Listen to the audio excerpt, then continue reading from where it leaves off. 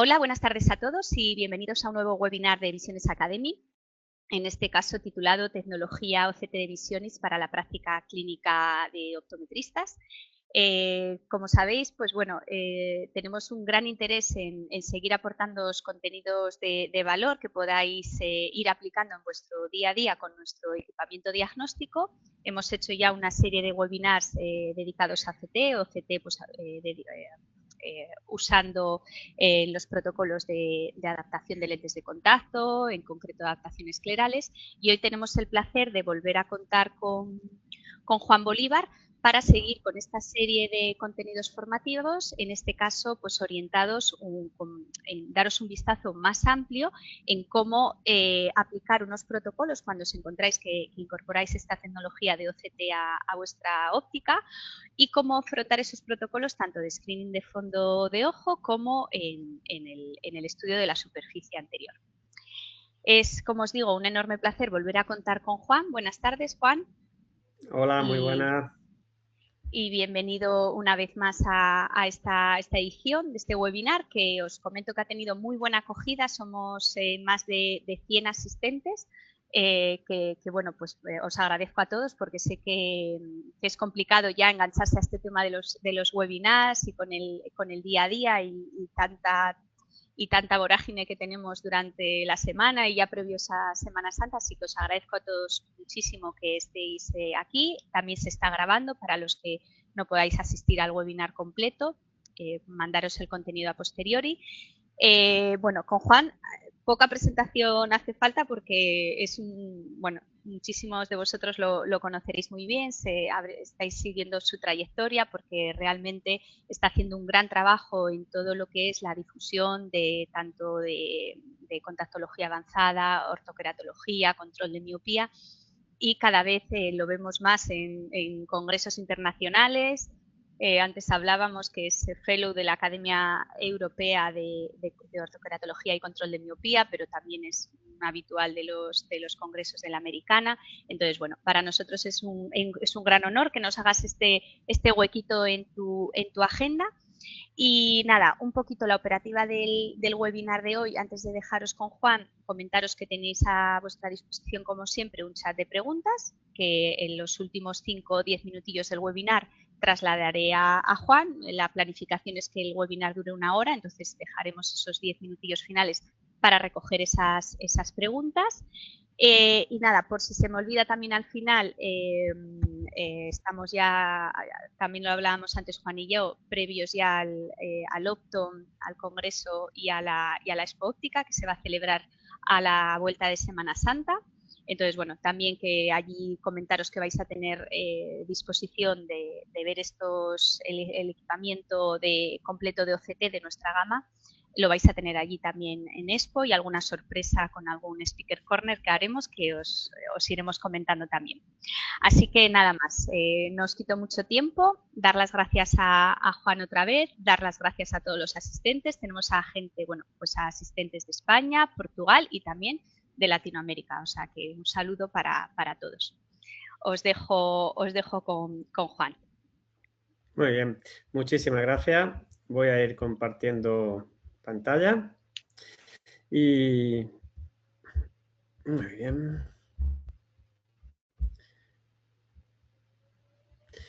Muy bien. Y como bien ha dicho Diana, al final dejaremos unos minutos para preguntas. Os voy contando un poco de cómo va a ir la charla hoy. La charla hoy, aunque aquí veis una lente de contacto, en este caso una de Ortocad encima de una córnea, no va a tratar de lentes de contacto, no va a tratar de polo anterior casi nada, aunque vamos a hacer alguna pequeña matización. Hoy voy a simplemente, en un primer bloque, situarnos un poco lo que podemos hacer con una OCT, en este caso con la OCT iView de OptoView. ¿Cuáles serían los protocolos que podríamos introducir en nuestro día a día para una revisión rutinaria o para una revisión un poquito menos rutinaria? Y una vez que conozcamos lo que podemos hacer, sí vamos a llevar, como siempre me gusta, esta utilidad a la práctica clínica diaria con ejemplos de casos reales que en su día tuve hace ya bastante tiempo de cómo guiarnos y cómo remitir. El hecho de introducir una OCT en nuestro servicio, en una óptica, siempre a veces se escucha aquel dicho de que tener una OCT es aquello de que quieres ser pseudo-oftalmólogo, y yo no lo veo así, la verdad. Independientemente de que nosotros usemos la OCT también para polo posterior, aunque yo le doy mucha utilidad a polo anterior, pero el polo posterior para mí no es meternos en el terreno del oftalmólogo, sino valorar también la posibilidad de que si no tenemos cierta tecnología, se nos pueden escapar y se nos pueden pasar por delante en graduaciones normales muchas patologías o sospechas patológicas de problemas que con un dispositivo como una OCT pasamos a otro nivel. Es decir, de sospechar, pensar que igual sí, pero no se ve. Con una OCT tienes una tranquilidad total cuando tú haces pruebas de fondo de ojo, si está correcto y todo bien, o si tienes alguna sospecha o alguna duda, vas a ver alteraciones normalmente. Por supuesto, como todas las tecnologías que implementamos, toda tecnología necesita un proceso de adaptación, de conocimiento y formarse para poder saber lo que estamos viendo. Eso es importantísimo, por supuestísimo. Pero para mí la OCT es discriminar que si mi paciente que tengo sentado enfrente puedo hacer una retina con una OCT y ver que todo está en orden, todo está bien a nivel de nervio óptico, mácula y demás, y después de su anamnesis todo me encaja, yo sé que tengo un paciente, vamos a llamar, sano para poder graduar, y aunque alguno puede ser que se me cuele, con una OCT voy a tener una tranquilidad enorme y voy a ser capaz de detectar muchísimas complicaciones que de otra forma puedo tener ciertas dudas o me pueden generar ciertas dudas. Así que iremos viendo casos de fondo de ojo, casos de polo posterior que han necesitado remisión, y hablaremos también un poco de cómo remitirlo, porque la OCT para un optometrista es la pieza más, digamos, la joya de la corona a la hora de tener una tranquilidad enorme y saber qué está ocurriendo para poder remitir de la forma adecuada al oftalmólogo, que es el profesional que tiene que ponerle nombre y apellido y determinar si necesita o no necesita tratamiento. Pero para nosotros va a ser una herramienta de cribaje brutal. Cuando hablamos de protocolos de revisión, primero tenemos que pensar en dos áreas: mácula, nervio óptico. Esos son fundamentales. Esas dos áreas tenemos que verlas sí o sí. Pero también tenemos que pensar en la anamnesis que hayamos hecho previa al paciente y, por supuesto, en las pruebas previas que nosotros hayamos podido ver algún signo que nos llame la atención. Pero mácula y nervio óptico son dos áreas que sí o sí siempre hay que mirar, porque el 90% de las patologías se van a producir en esta área, y además las más peligrosas, exceptuando algunas como puede ser un desprendimiento de retina, por ejemplo, que puede venir desde la periferia muy extrema y que no lo vamos a ver probablemente en sus comienzos ni con un retinógrafo ni con una OCT. Pero mácula y nervio óptico siempre tenemos que evaluarlas, y como digo, la anamnesis también nos va a dar muchas pistas de si podemos buscar por otras zonas. Vamos a hablar de mácula. ¿Qué herramientas tenemos con nuestra OCT? Bueno, la herramienta, digamos, de cribaje más sencilla para un paciente sano, yo suelo hacer un paciente sano que me viene, o aparentemente sano, que viene a graduarse, y yo quiero hacer un examen completo en el cual yo quiero saber cómo está su mácula, cómo está su nervio óptico, y si está todo bien, yo continúo con mi examen, pero para ello el wellness nos aporta rapidez y precisión para poder evaluar de una manera conjunta cómo está la retina central, la mácula, y nos hace un retina map, ¿vale? Y además nos hace un GCC, un análisis de la capa de fibras ganglionares, que es aquella que nos permite saber cuando hay un glaucoma que está empezando, que nos permite ver cambios en esa capa, de tal forma que nos hará sospechar de la posibilidad de un glaucoma. Esa es una prueba conjunta que es muy rápida y para cribaje o screening es fantástico. Ahora bien, si yo detecto alguna alteración cuando hago ese wellness, me gusta hacer un retina map. ¿Por qué? Porque el retina map es como un cubo de la retina central que nos mide espesores, y podremos ver también segmentado un poquito, hacer un barrido y poder verlo. Lo vamos a ver aquí. Este sería un retina map, ¿de acuerdo? Aquí podemos ver en cada uno, en este caso, de estos 7 cortes, podemos ver qué ocurre debajo, qué ocurre en medio, qué ocurre atrás.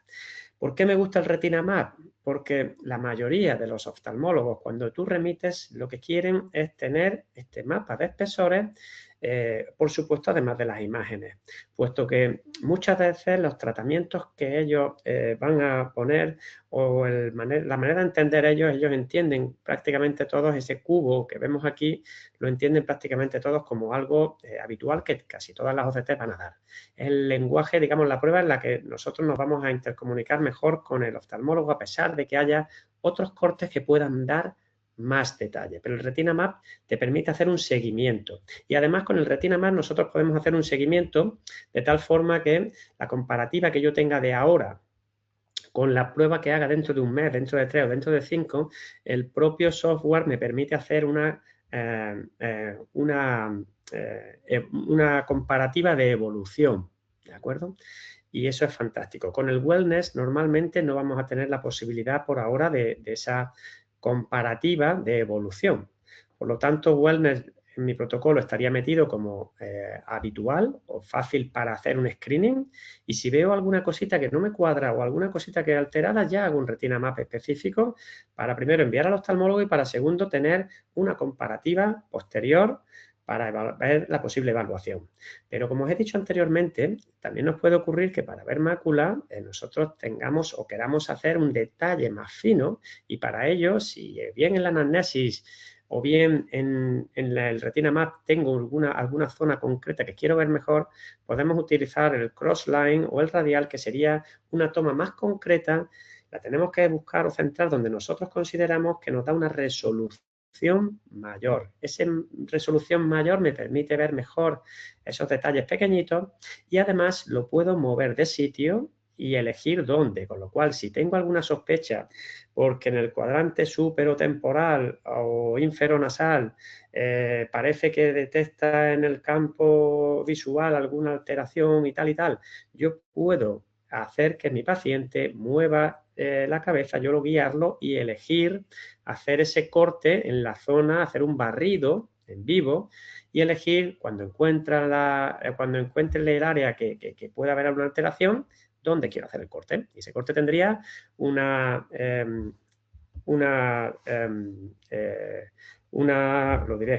resolución muy alta. Bueno, aquí podemos ver, por ejemplo, este caso es de una DMA. La segunda parte que no se nos puede olvidar en nuestro protocolo, queremos saber qué pasa en el nervio óptico. El nervio óptico es la otra parte que no se nos puede pasar por alto evaluar. Y para ello normalmente vamos a tener la posibilidad de hacer un GFC específico, aunque el Wellness ya te lo hacía también, ¿vale?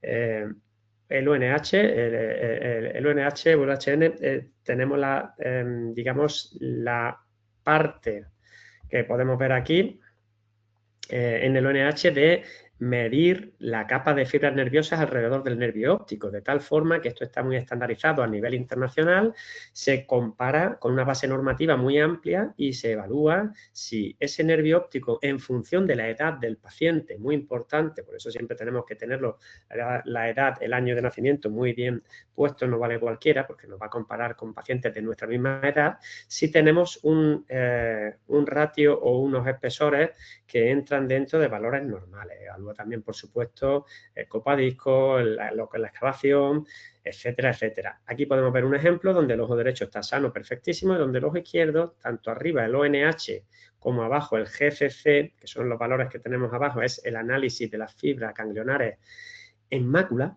Esas fibras ganglionares son las primeras que se alteran cuando hay un defecto glaucomatoso.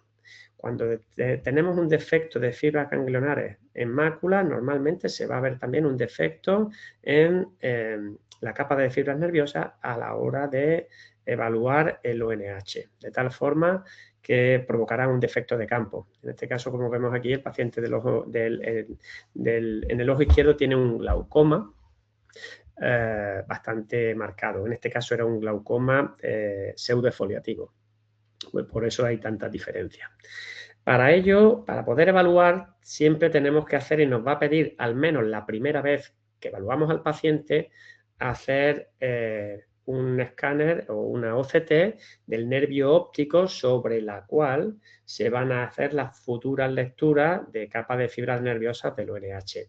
Normalmente esto lo requiere y lo hace la primera vez, pero este escáner de nervio óptico además va a tener otras ventajas porque vamos a poder ver en vivo cómo queda ese nervio óptico, ¿de acuerdo?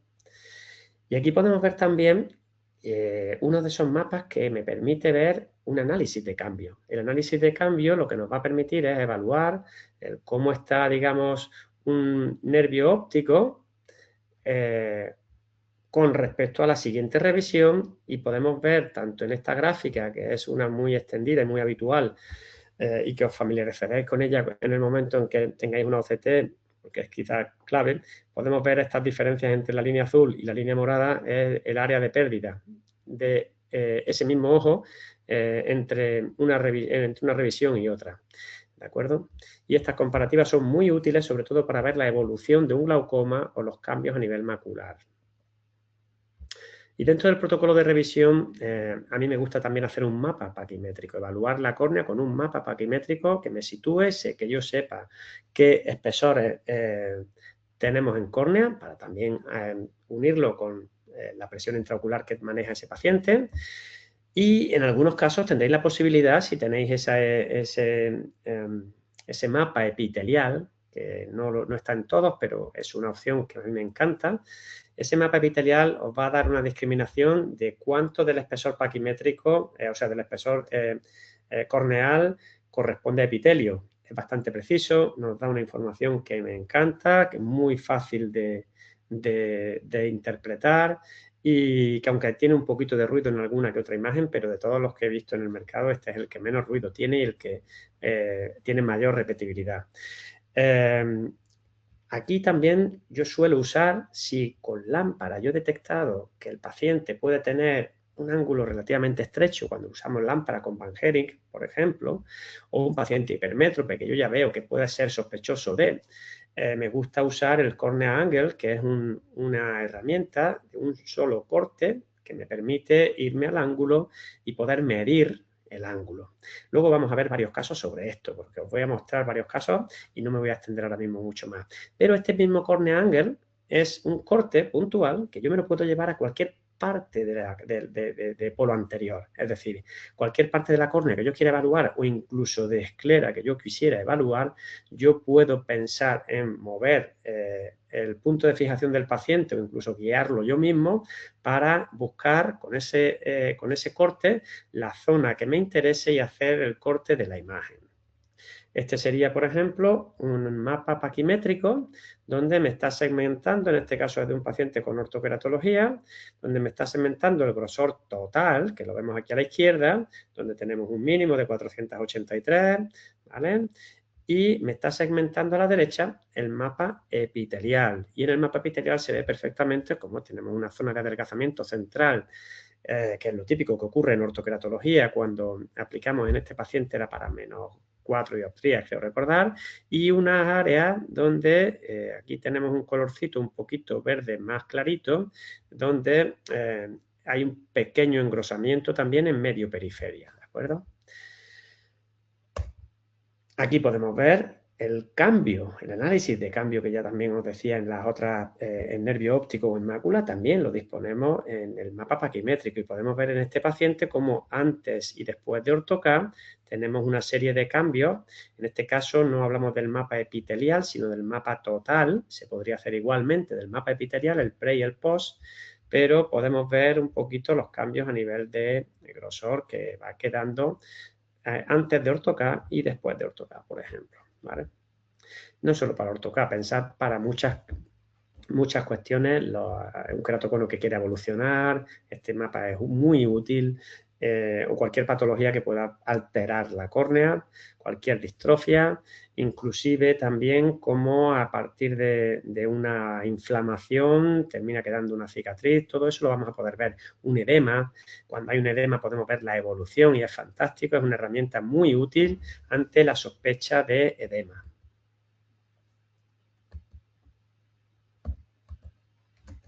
Perdón, que se me ha quedado bloqueado. Perdón. Un segundito. Creo que se ha cerrado. Un momentito. Disculpad, cosas del directo. No sé qué ha pasado, pero se ha bloqueado el PowerPoint. Lo abrimos en un periquete. Perfecto, gracias, Juan. Y ya aprovechamos para... Sí, si hay alguna pregunta mientras busco, pues puede... Si alguien quiere, aunque De tardamos un momento poquito. el chat está vacío. Vale, ahora viene la chicha, ahora viene lo bueno. Bueno, vamos a empezar con los casos clínicos, porque en principio el protocolo, como yo os digo, sería mirar mácula con básicamente el wellness, si hay algo más, retina map, evaluamos el nervio óptico, UNH y GCC, y evaluamos mapa paquimétrico.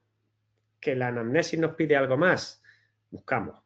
Que no, con esos tres tenemos un análisis muy completo para saber situarnos. Y vamos a los casos clínicos. Bueno, presento primero este caso, que es de una mujer mayor que venía diciendo que no terminaba de ver bien con sus gafas, que había ido ya a varias y no terminaba de ver bien, estaba viendo 0302, se ven cataratas en ambos ojos, estaba más avanzada en ojo izquierdo, que la agudeza visual era más bajita. Y además, cuando yo miro con lámpara en la exploración, veo que el ángulo iridocorneal era prácticamente nulo en ojo izquierdo y estrechito en ojo derecho. Nos encontramos con una tensión disparada o bastante alta en el ojo izquierdo, 39/17 en el ojo derecho, pero ella venía completamente asintomática. Y además, cuando miro pupilas, las pupilas responden bien. No tenemos dolor, la córnea no está edematizada, se ve transparente, se ve todo bien. Bueno, ¿qué pasa? Que cuando hacemos el cornea angle y miramos su ángulo, nos encontramos que en el ojo izquierdo tenemos prácticamente, está tocando. Y luego diré un poquito el protocolo que tenemos que hacer aquí también, ¿vale? Este tipo de protocolo que deberíamos de plantearnos hacer. Aquí tenemos en la zona temporal del ojo derecho que tenemos muchos huecos y en la lámpara se veía estrechito. Este sería un ángulo relativamente normal, de un cuartito más o menos en lámpara, que en lámpara se puede ver estrechito, pero realmente si comparamos esto es un ángulo bastante cerrado. Mi consejo, debéis de hacer 2 cortes para poder remitir y luego lo vamos a ver un poquito más, ¿vale? ¿Por qué 2 cortes? Porque no va a estar homogéneo en los 360 grados, ni muchísimo menos. ¿Qué nos encontramos en esta mujer? Pues que en el ojo izquierdo, cuando yo hice el ONH y el GCC, mostraba que estaba todo razonablemente bien. Me dice que está todo dentro de norma, ¿vale? No viene con síntomas de ningún tipo. ¿Qué hacemos? Pues evidentemente tenemos que remitir. Aunque no tenemos sintomatología, la clínica que tenemos nos hace estar intranquilos, por supuesto, y tendríamos que remitir. Y aquí la duda en un momento dado puede estar en si no tiene ningún tipo de sintomatología, esa tensión evidentemente requiere valoración oftalmológica sí o sí, hasta ahí estaremos todos absolutamente de acuerdo, y la duda es si hacerlo urgente o, dependiendo en algún caso, si se puede esperar alguna semanita porque quiera ir a que la evalúen a un privado y pueda tardar una semana o quiera ir a que... ¿Por qué digo lo de preferente si es una semana? No hay clínica, perdón, no hay síntomas, no hay dolor, no hay ningún signo que nos haga pensar en un daño ya marcado, pero evidentemente una diferencia tan altísima, cada día que pasa puede ser un problema. Y cuando nosotros decidimos remitir, describimos en su día, pues que teníamos, en este caso, que acude la paciente a nuestro centro porque no veía bien y que en la exploración encontramos un cierre de ángulo iridocorneal, que aquí quizás debería de haber puesto un ángulo iridocorneal muy estrecho con toque en ojo izquierdo quizás. Y aquí pongo acompañado una diferencia de tensión ocular en ambos ojos, la tensión remarcada y en negrita, igual que cierre de ángulo, para que quede claro, cristalino. Si en 3 segundos tengo que mirar este informe y no quiero dedicarle uno más, mis ojos se vayan a las partes en negrita. Y ya añado más cositas. No cursa con dolor, es asintomática, las pupilas reactivas a la luz, la córnea está transparente, no es dematizada y adjunto la OCT, que en este caso muestra una imagen muy clara. Y además de camino, pues bueno, les dejo puesto lo de las opacidades, que ellos lo valoren y lo evalúen. Porque en este caso las opacidades también tenían algo que ver en esto. La catarata del ojo izquierdo, que había ido creciendo y engrosándose, también había provocado que ese ángulo fuese cada vez más estrecho hasta llevar a toque. A la semana, porque por diferentes causas esta mujer la vieron a la semana, ella no seguía notando nada, estaba asintomática, pero directamente cuando lo vio el oftalmólogo le hizo iridotomía. Al mes nosotros la citamos para ver cómo estaba, ver esa cirugía. Ya le habían planificado también la cirugía de la catarata, sobre todo la del ojo izquierdo directamente. Y cuando vino al mes, en la imagen que yo he puesto anteriormente, mirad qué poco tiempo ha pasado, 27 del 11, ¿vale?, de 2018 a 2 de enero de 2019. En un mes escaso teníamos esta diferencia, pero yo incluso me atrevería a decir que esta diferencia que vemos que en los sectores superotemporal e inferotemporal son los sectores típicos donde el glaucoma empieza y comienza a marcarse en estadios incipientes, podemos ver la diferencia de uno a otro.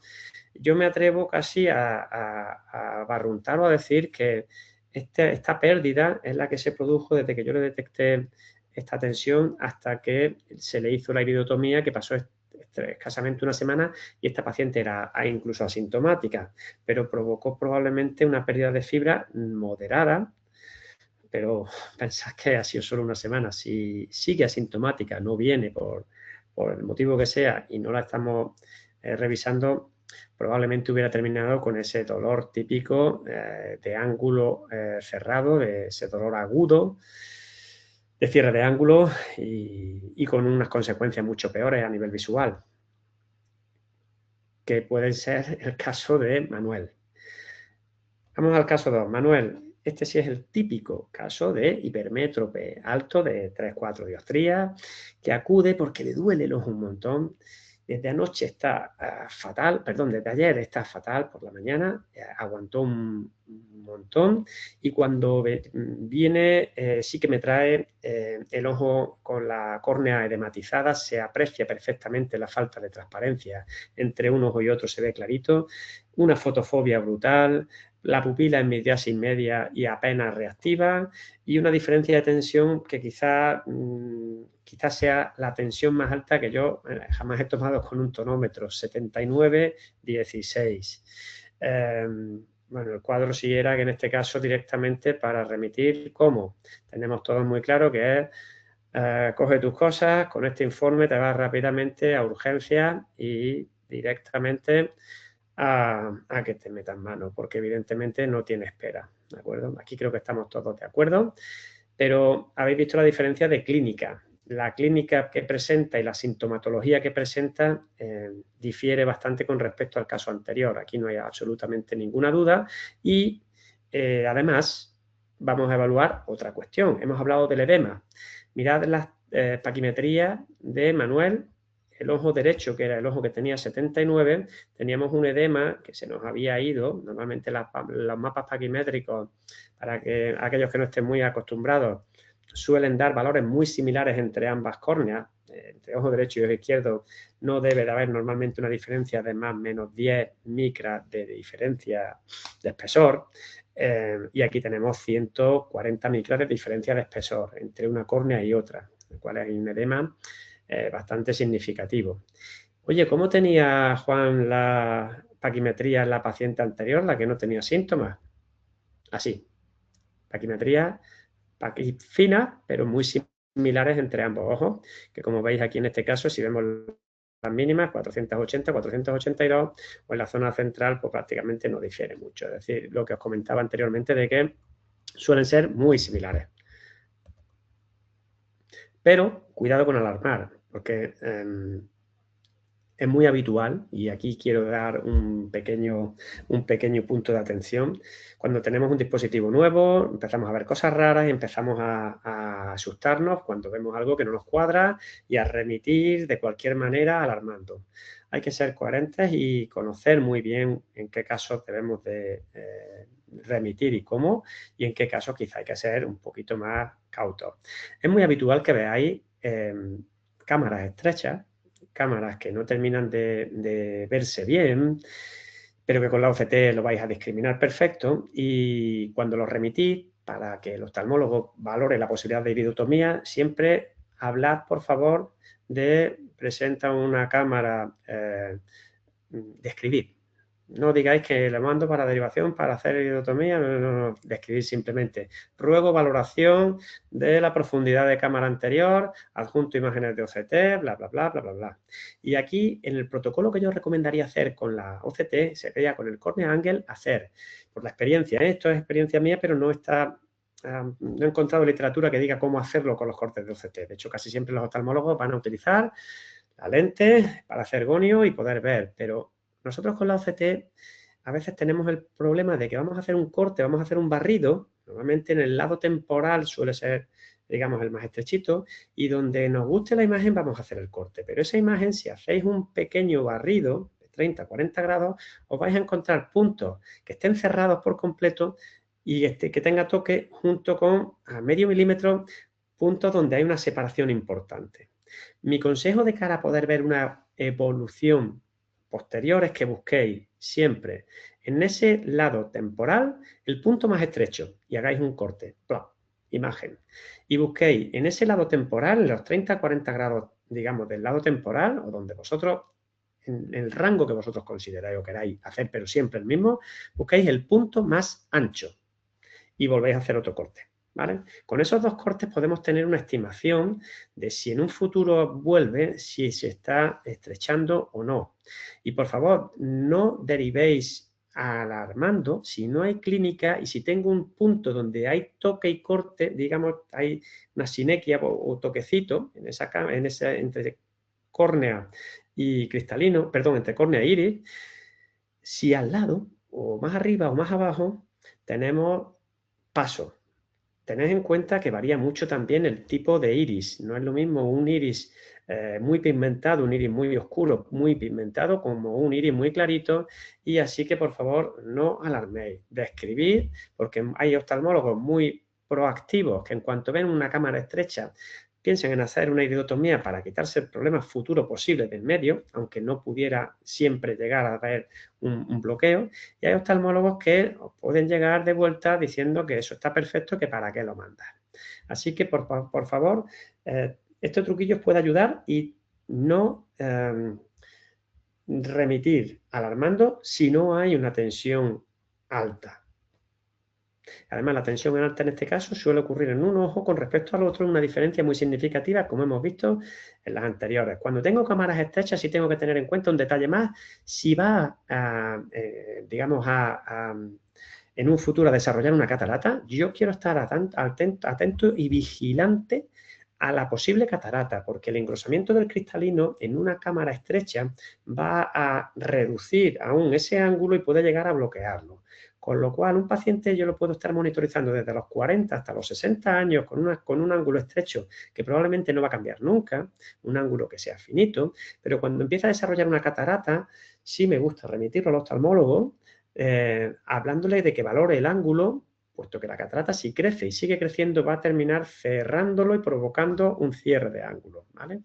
Ahí sí que tenemos que estar un poquito atentos, ¿vale? Esta sería un poquito una imagen donde vemos que aquí hay un toque, como decía anteriormente, y aquí hay otro toquecito, y estos son pacientes que se han derivado y que no les han hecho nada porque en los laterales sí que teníamos que estaba todo bien. Estaba todo razonablemente bien y no se derivaron. Vuelve a quedarse, jolín, se me queda la presentación otra vez bloqueada. No sé qué pasa. Ahora, vuelve a salirse. Perdonad, no sé por qué, el PowerPoint me está empezando a fallar. Ahora. A fallar. Vale. Vale, aquí tenemos en este caso a Pedro, y aquí os voy a hacer también una mezcla de cómo escribir un poquito un informe de cara a su médico de de cabecera, porque en este caso es paciente asintomático, tensión normal, y a pesar de que hay toque, que es lo que os decía, os lo he puesto un poquito aquí con esta idea de que si vemos esto nos alarmamos, pues a Pedro se le remite, en este caso a través del médico de familia, porque es una revisión rutinaria y no por urgencia. No hay ningún tipo de signo, ni la tensión, ni ninguna otra cosa que nos haga pensar que esto está cerrado, y hay áreas donde ese ángulo está un poquito más ancho, pero yo quiero que lo vigilen y que sea el oftalmólogo el que decida si necesita o no necesita. Lo mando por vía ordinaria en este caso, y diciendo que recomiendo valoración oftalmológica preventiva ordinaria, en este caso, de estos hallazgos descritos. Este sería, digamos, un poquito la imagen que yo le hago para el oftalmólogo, que a veces podemos hacer informes diferentes para el oftalmólogo, un poquito más extensos o más específicos, que para el médico de cabecera, que lo único que necesita en muchas ocasiones es que le contemos simplemente, que le demos una justificación de por qué tiene que remitir al especialista. Pero al oftalmólogo sí me gusta ponerle pues que la tensión está normal, que aunque hay contacto en algún punto, como puede ser aquí, presenta una tensión normal y que recomiendo valoración oftalmológica preventiva. Punto. ¿De acuerdo? Esto es lo más habitual. Los otros dos anteriores que os he puesto no son tan frecuentes, este es muy frecuente. Aún así, evidentemente, si Pedro estuviese a punto de desarrollar catarata, porque me lo voy a inventar, tiene 65 años y está empezando a pacificar el cristalino, está empezando a perder, hay que remitirlo. ¿Vale? ¿Urgente? No. Si no hay síntomas de clínica, no. Pero sí advirtiendo de que tiene que verlo. Vamos al caso cuarto. Veo raro. Ya empezamos con otro tipo de problemas. Ese paciente que me dice, veo raro, Juan, no sé qué me pasa, pero no termino de ver bien. Y con la OCT encontramos este poquito de líquido. ¿Veis esta zona que se ve aquí? Subretiniana. Tenemos esta parte del líquido subretiniano que incluso vemos que aquí despega incluso más allá de justo la fóvea, subfoveolar, perdón, más allá de justo la fóvea en toda la zona macular, con un poquito de líquido. Y en este caso remitimos de esta manera. Mirad las agudezas visuales, ¿eh? Veo raro, pero es que veo unidad. Este nos lo comeríamos con patatas, con una retinografía probablemente, nos lo comeríamos con patatas, con lo que es la agudeza visual. Aquí sí que Amsler es una herramienta que aquellos que aún no dispongáis de OCT os puede dar pistas, pero la OCT nos da luz a qué es lo que está pasando, ¿vale? Entonces aquí sí me gusta dejar anotado pues, que presenta Amsler alterado, porque aquí, aunque vea unidad, la queja es de las metamorfopsias que está provocando este líquido que queda debajo de fóvea. Entonces, Amsler alterado, y en el fondo de ojo se aprecia una alteración macular compatible con acúmulos serosos en las capas más externas, o simplemente presenta una alteración macular, lo que no sepáis lo que puede ser, y la imagen. Me gusta notar la agudeza visual, porque vean que es que tiene una agudeza visual buena en este momento, por si mientras que yo lo derivo hasta que llega, puede empeorar. Y con esto se remite, ¿de acuerdo? Para el médico, si en un momento dado tuviésemos que remitir para algún paciente que viene completamente asintomático y queremos que lo vuelvan a ver o que consideremos que sea por vía ordinaria, aunque en este caso yo no considero que sea por vía ordinaria, se describiría con algo más sencillo, algo tal que así, por ejemplo. No hace falta escribir tanto. Vamos al caso 5. Uno que nos dice que veía, o una que nos dice que veía últimamente mucho peor que antes. Cuando la miramos con un ojo pasa de 0,8 a 0,3, que cuando intento mejorar con gafas en la refracción no me mejora con gafas. Es una persona mayor, ya empezaba a tener catarata. Siempre lo que pongo aquí es lo más sencillo, decir, esto la culpa es de la catarata. Esto será cosa de las cataratas y tal y tal. Es el cajón desastre donde es fácil echar culpa, pero cuando miramos dentro nos encontramos con este patrón. Juan, ¿qué es lo que vemos aquí? Vale, miramos esto con mucho detalle y está súper mega ampliado para poder verlo bien, ¿vale?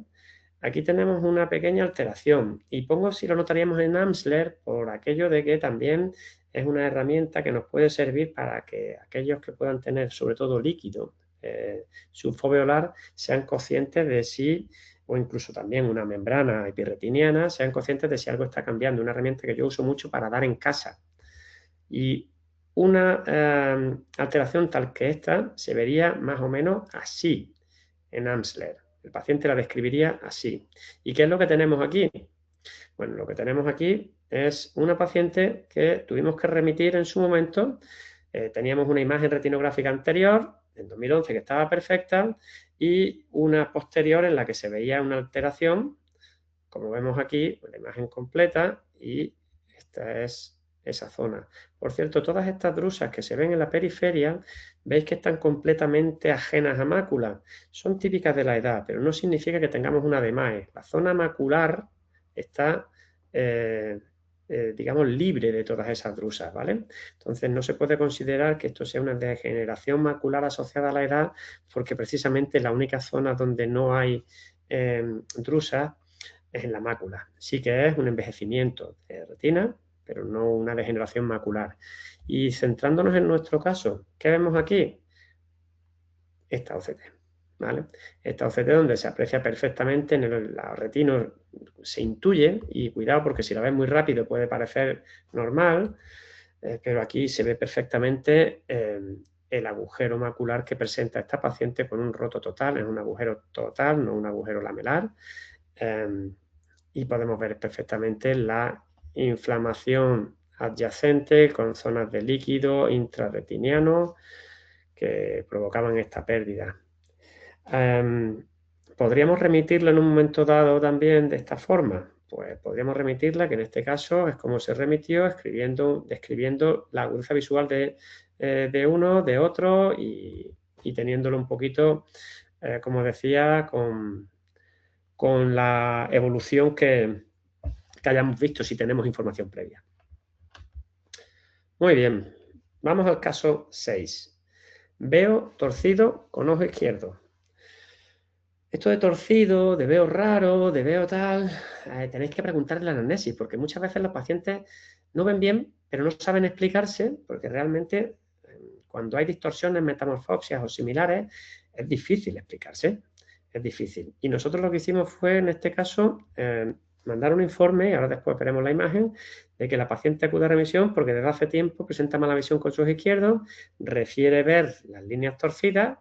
En el examen se aprecia una alteración macular con Amsler positivo en la zona superior de la mácula del ojo izquierdo, provocando un arrugamiento de retina y de vasos. Se adjunta imagen, ahora vamos a verlo. Su agudeza visual ha bajado de unidad a 0,7. Y añado, importante el detalle, pero lo que más le incomodan son las metamorfopsias. Luego, valoración oftalmológica y debajo pongo agudezas visuales que se consiguen y la refracción. El tema de las metamorfosias es muy importante. ¿Por qué? Porque las metamorfosias vienen producidas por todas estas arrugas que vamos viendo en la retina que se va arrugando por culpa de esta capita que tenemos justamente aquí encima, que es una membrana epirretiniana o maculopatía en celofán. Se le llama de muchas maneras, pero la más común quizás es membrana epirretiniana.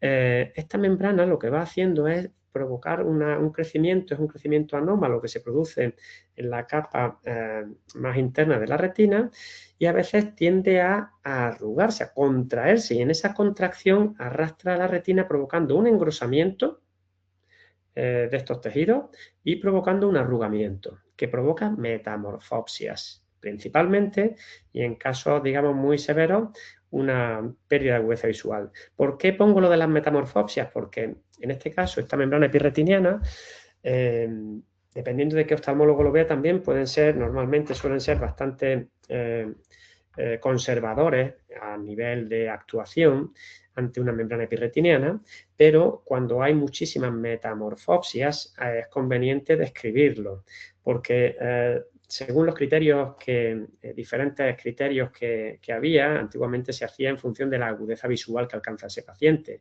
En este caso, esta paciente alcanzaba una agudeza visual de 0,7, una agudeza visual buena. Sin embargo, esta paciente, que era inglesa, describía muchísima incomodidad, hasta el punto de que terminaba todas las noches guiñando y cerrando un ojo por la incomodidad de las metamorfosias cuando veía la televisión, porque le incomodaba muchísimo. Fijaos la comparativa de la retino, porque aquí podéis ver muy bien cómo los vasos han cambiado y lo vais a ver con el pre y el post. Mirad por favor a la imagen de la izquierda, voy a hacer varios cambios y mirad cómo el transcurso y la posición de los vasos, estos vasitos de aquí, perdón, mirad cómo cambian la posición y es porque cuando llegamos aquí, toda esta área más blanquecina que se ve, lo que ha hecho es arrugar y contraer, haciendo que estos vasos pasen, perdón, que estos vasos pasen de estar en esta posición, que es su posición natural, que teníamos en 2012, y que en 2017, tras la cirugía, casi había recuperado su forma original, en la zona intermedia en 2015, donde se nos había quedado súper arrugado. ¿De acuerdo?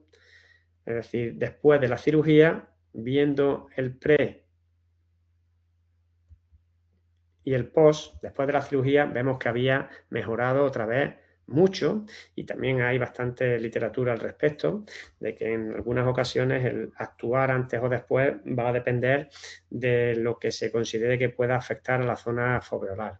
Después de la operación volvió a tener buena agudeza visual, 0,8 más. En este caso ella había perdido mucha agudeza visual desde que yo la vi hasta que la operaron pasó un año y pico y ya no estaba en 0,7, ya estaba en 0,4 y una metamorfosis horrorosa. Es decir, fue un proceso lento. En cualquier caso, ninguna membrana debéis de remitirla por vía urgente o por vía inmediata, muchísimo menos.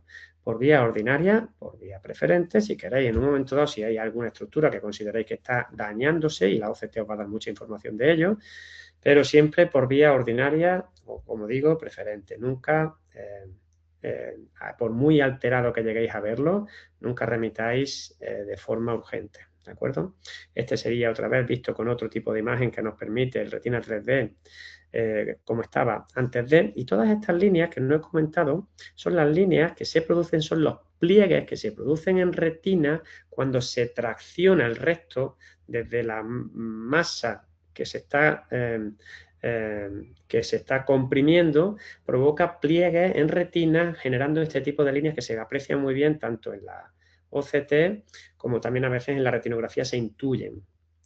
Y aquí podemos ver cómo estaba en 2015 con el engrosamiento, que es otra de las cosas que ellos miden mucho en el Retina Map, cómo de grueso está y cuánto está traccionando de la zona justo de la fóvea y cómo estaba después.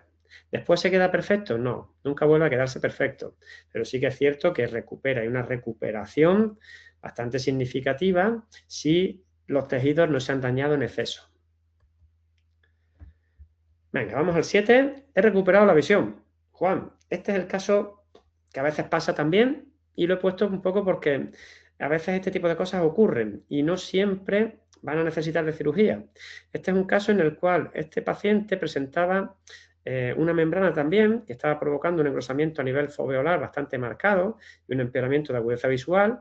Y este sería con un crossline donde vemos muy bien este detalle porque veíamos como aquí se estaba como soltando y cuando vino diciendo que había visto que había mejorado la calidad de visión y además refería que había sido en cuestión de días, que de una semana para otra, que había empezado a notar que veía mejor, lo que había ocurrido era que había tenido una resolución espontánea, no es que pasara de ver fatal a ver súper bien, sino que había percibido que veía un poquito mejor porque se había soltado. Hay veces que ese tejido está traccionado y esa tracción, igual que la hialoides a veces se suelta, este tejido a veces se suelta también.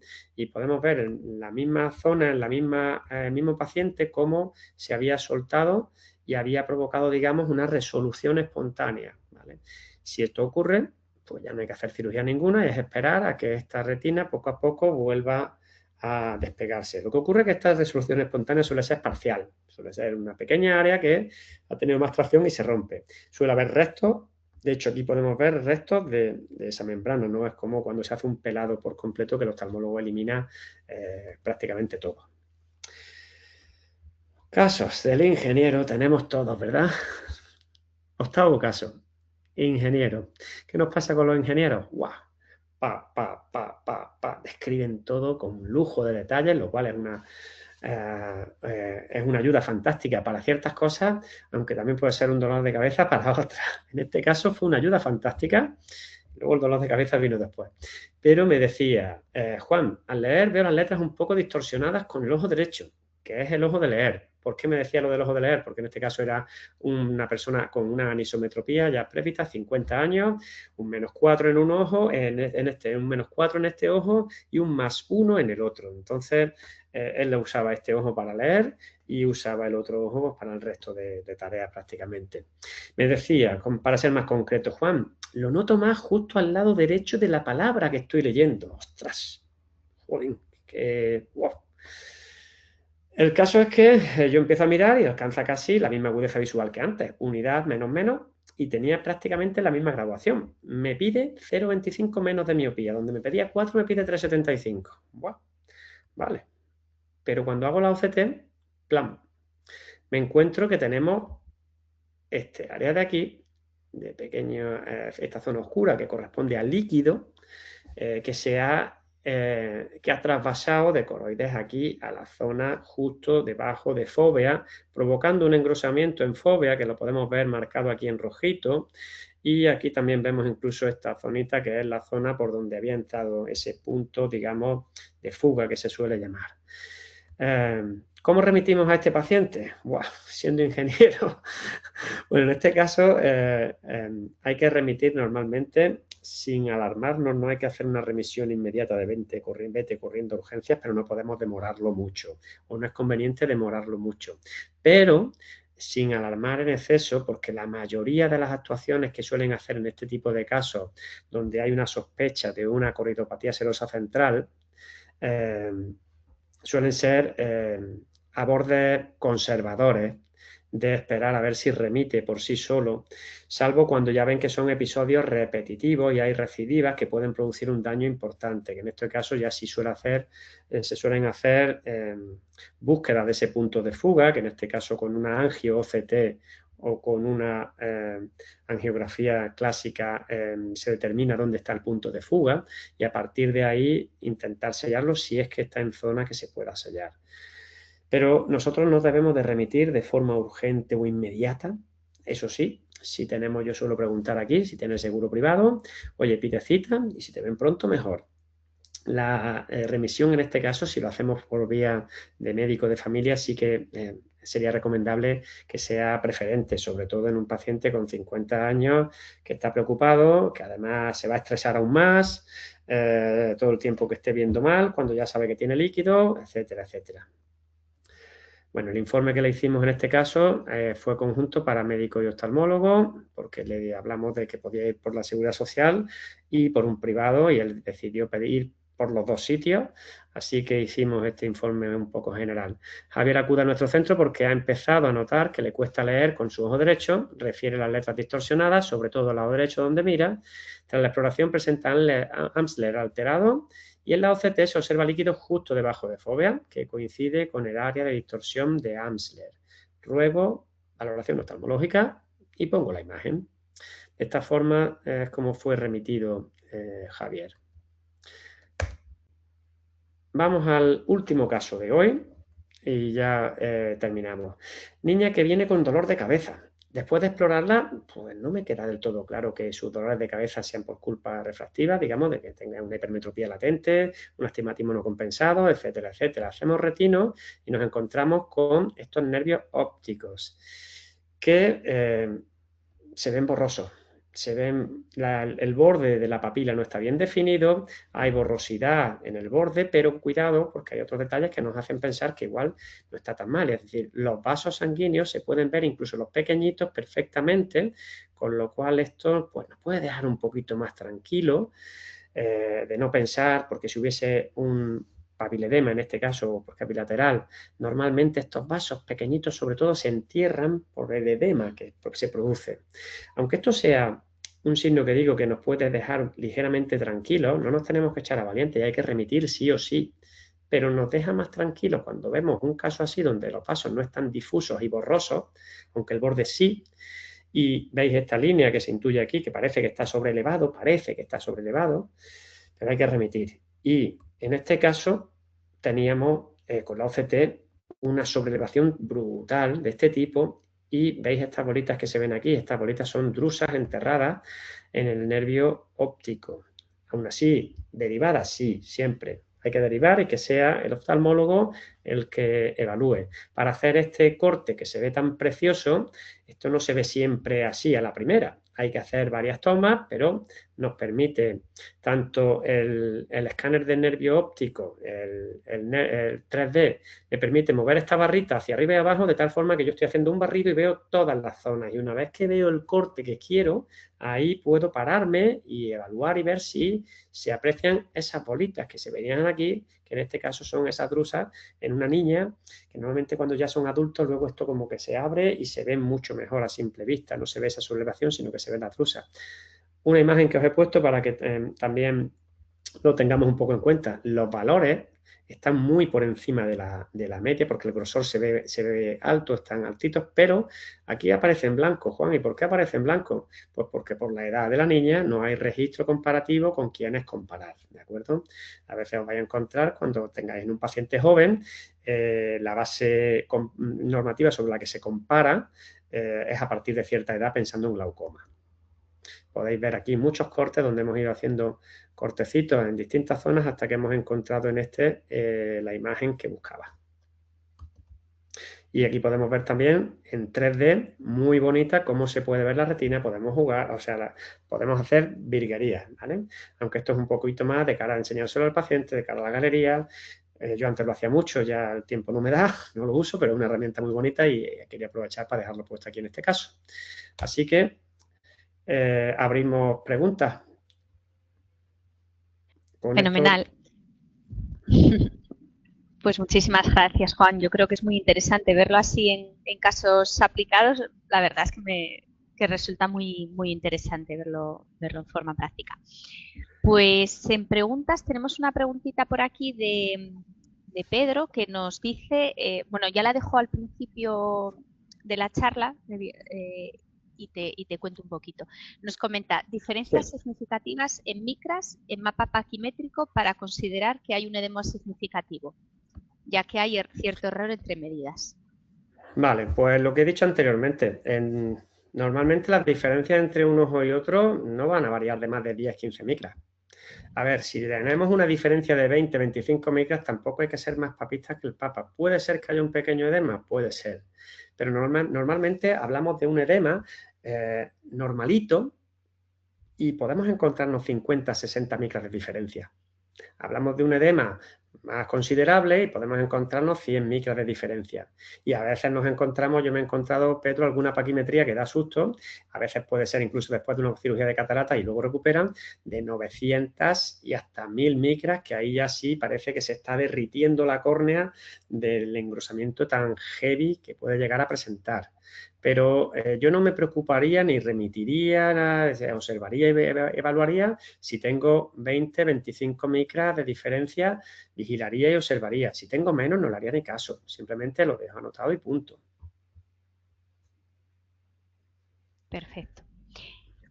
Luego también nos pregunta un asistente si por defecto le haces siempre la OCT a todo el mundo o tienes algún criterio para hacer Bueno, yo esa prueba. Tengo mis servicios y ofrezco los servicios antes de entrar, de exámenes más completos o menos completos, en los cuales, pues cuando se elige el más completo, que es el que recomendamos normalmente, incluye OCT por protocolo. Y en ese protocolo hago este tipo de protocolos que yo he comentado, de evaluar mácula, evaluar nervio óptico y mapa paquimétrico, es nuestro protocolo. ¿Que se lo hago a todo el mundo? Pues quien esté dispuesto a pagarlo, por supuesto.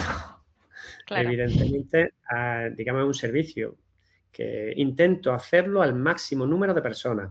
Y lo que he buscado es una fórmula en la que me permite estar yo tranquilo y sacarle partido al aparato. Porque realmente lo que me permite es cobrar mis servicios de una manera más elevada de lo que lo hacía antes, de una manera justificadísima, porque realmente es una prueba que nos permite estar, digamos, ofreciendo un servicio premium total y sobre todo lo que me permite es la tranquilidad de que yo sepa diferenciar si este paciente es para mí y se queda con mi revisión, o necesita la evaluación de otro profesional, en este Derivar. caso el oftalmólogo, porque he visto algo raro que no me cuadra. Es decir, Claro, estar tranquilo. De hecho, yo suelo hacer estas imágenes antes de graduar, porque si antes de empezar a graduar me encuentro un problema, antiguamente lo hacía al revés, pero antes de graduar, si veo un problema, ya no tiene sentido en muchas ocasiones continuar graduando. No me vuelvo loco intentando sacar la mejor claro, refracción, me ahorra mucho claro. tiempo de gabinete. Ujú.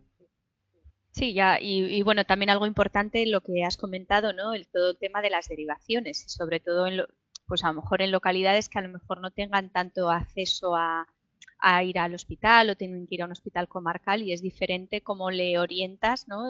Con qué grado de urgencia ir y en qué condiciones esa remisión, que lo veo muy interesante. Mucho. Perfecto, pues sí, en ese me parece clave un poco el no asustar, el saber cómo derivar, eso creo que le da muchísima seguridad al paciente.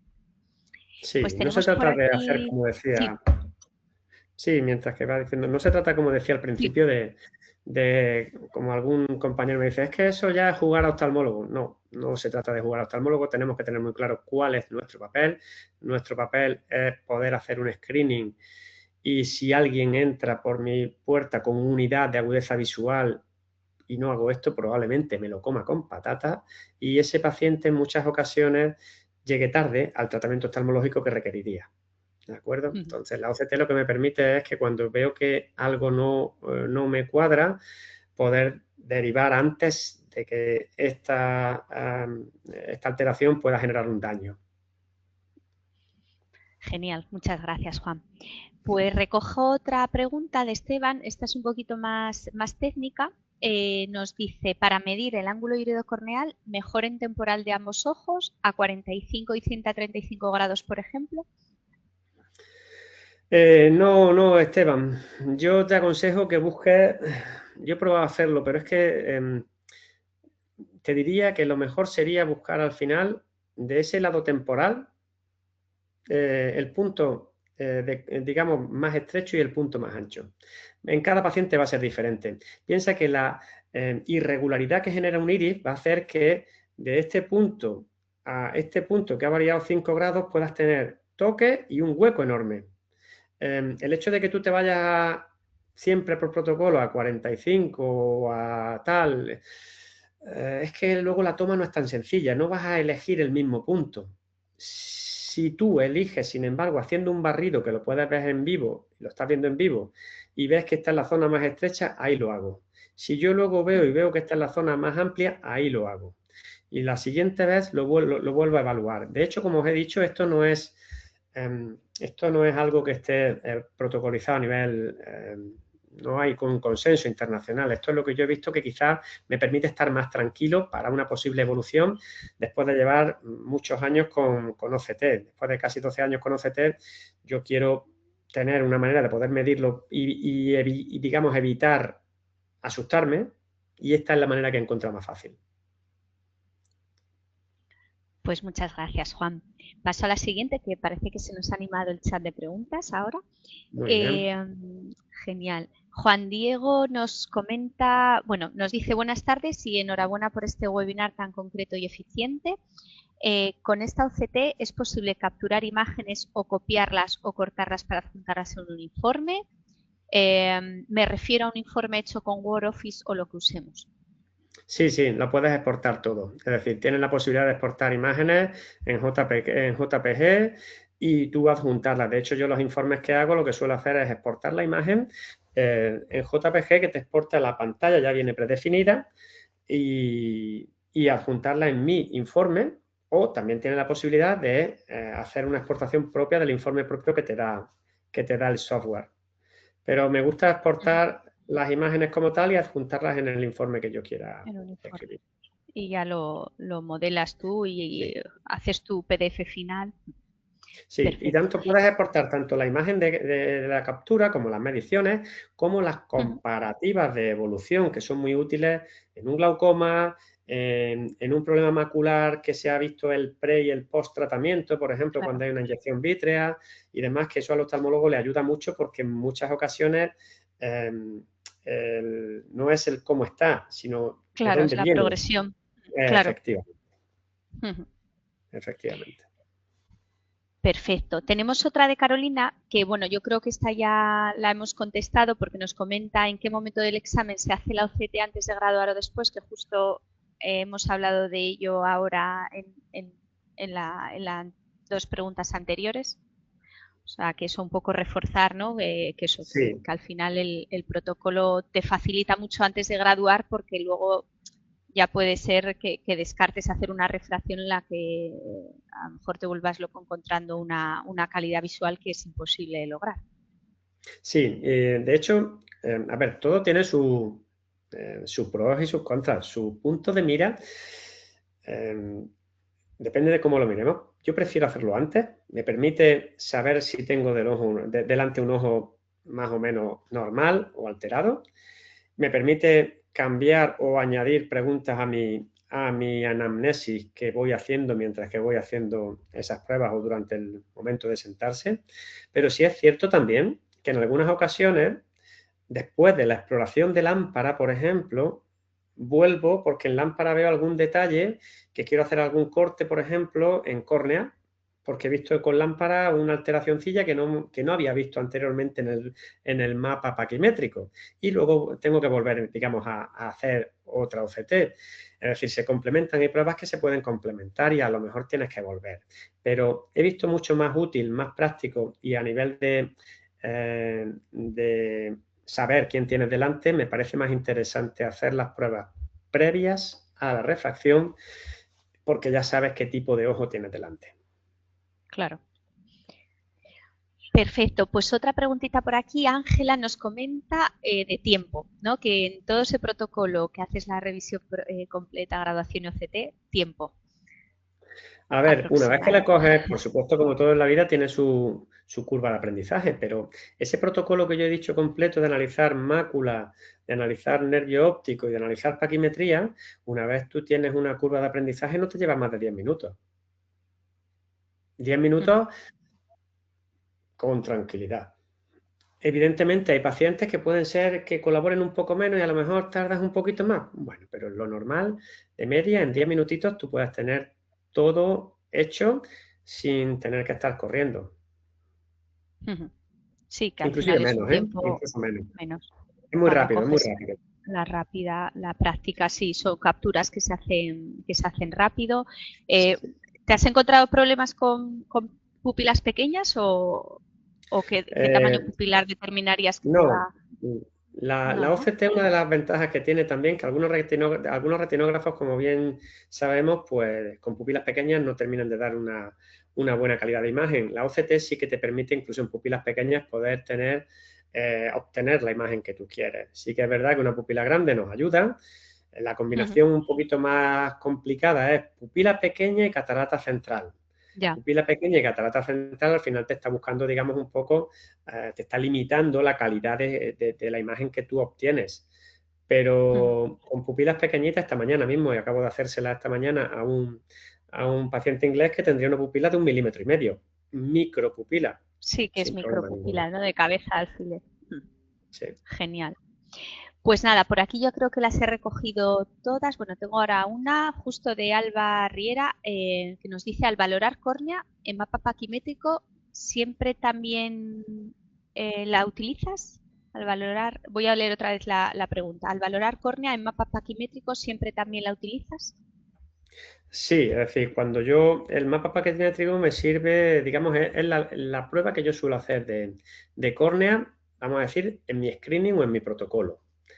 A partir de ahí, como he dicho, si yo he visto en lámpara algún detalle que no me cuadra, que no me gusta, un ángulo estrecho en lámpara, hago en la otra. ¿Qué ocurre? Que muchas veces cuando estoy haciendo el mapa paquimétrico, ya también me suelo mover con el joystick directamente un poquito y veo cómo es el ángulo. Si yo el ángulo lo veo normal, paso, ¿vale? Si yo el ángulo lo veo estrechito, no. ¿Qué pasa? Que en aquellos que no quieren la OCT, cuando ves en lámpara un ángulo estrecho, sí que les digo, oye, deberíamos de hacer esta prueba para tener monitorizado cómo está. Y muchos después de hacer esa screening con lámpara me permiten o ya si quieren pagar, digamos, esa diferencia. Pero el mapa paquimétrico sí lo hago como protocolo siempre, digamos, digamos, tener esa información, que aunque suele mantenerse casi siempre igual y está bien, pero lo tenemos introducido como protocolo. Se tarda muy poquito, si es que es muy rápido. Si es que, Sí, es es rápido. más, anteriormente para lo que habéis dicho, tú puedes tener preestablecidos tu protocolo, de tal forma que cuando tú terminas una prueba automáticamente te salta la siguiente, con lo cual no tienes que salirte, buscar, ahora clicar, voy a hacer esta prueba, sino que tú tienes tu protocolo preparado, estandarizado, de las 4, 3 pruebas, 5 que tú quieras hacer, y tú una vez que terminas una, automáticamente se te abre la siguiente de cada ojo, con lo cual es que la toma y la captura, si eres rápido, incluso haciendo el más completo, son 2 minutos y medio por cada ojo, no es más, incluso Sí, no menos. es más. Mucho menos, porque además tenemos una ventaja. A diferencia de un retinógrafo que el flash nos deja deslumbrado y que el paciente se queda un minutito así un poco de aquella manera, con la OCT el paciente no nota nada, está cómodo, está bien y te permite que tú en un tiempo muy corto, que como digo, si no nos entretenemos y no vamos al meollo, en 5 minutos está todo hecho de sobra, en 10 con explicaciones. Perfecto. Genial. Nada, se nos animan las preguntitas. Vamos a terminar con esta de María José, que nos dice, buenas tardes, ¿intentas trabajar siempre con los mismos oftalmólogos por el hecho de que ya te conozcan y no sientan posible intrusismo? Muchas gracias, muy buena explicación como siempre. Pues depende, al final todos tenemos en la zona oftalmólogos que sabes que te puedes estar tranquilo de que te van a hacer caso, y oftalmólogos que a lo mejor pues, pueden ser un poquito más eh, eh, que estar más en contra de que tengamos incluso el hecho de que usemos ciertas tecnologías. Pero la tendencia actual es que cada vez hay más oftalmólogos que valoran muy mucho el que nosotros Sí. podamos hacer ese cribaje y ese screening, porque al final lo que le estamos es sirviendo al paciente en bandeja de plata, porque si nosotros conseguimos detectar un problema antes de, probablemente el resultado después de la visita al oftalmólogo sea mucho mejor y su trabajo también va a lucir mucho más. Y para eso siempre pongo un ejemplo. Una degeneración macular asociada a la edad que aparece y está apareciendo, o una membrana neovascular subretiniana que aparece y se detecta en un estadio muy precoz, porque lo vemos con la OCT y lo mandamos urgente y rápido, el oftalmólogo le va a poner el mismo tratamiento intravítrea. Pero no es lo mismo ponerlo el tratamiento el día 2 que el día 28, que ha tenido una Exacto. evolución de 26 días más. El oftalmólogo poniendo el tratamiento pronto va a tener una recuperación visual el paciente brutal o muy buena o mucho mejor que la que pueda tener cuando ha estado muchos días extravasando fluidos y generando Claro, daños que por mucho que consideramos el paciente al final tú le puedes decir sí, esto está muy bien, está muy seco, pero como haya dejado daño como en esa imagen de la degeneración macular que os he enseñado, eso ya queda como un escotoma. El paciente no percibe claro. recuperación visual. Entonces, los oftalmólogos cada vez más son más receptivos a este tipo de pruebas como screening. Lo que no tenemos es que meternos a diagnosticar y sí a describir signos y síntomas, que es donde podemos tener problemas si nos metemos a diagnosticar. Y por supuesto siempre que nuestro objetivo está claro cuál es. Queremos los pacientes sanos y el que no sea sano o sospechemos que pueda no ser sano y tener alguna patología, lo que quiero es remitirlo. Exacto.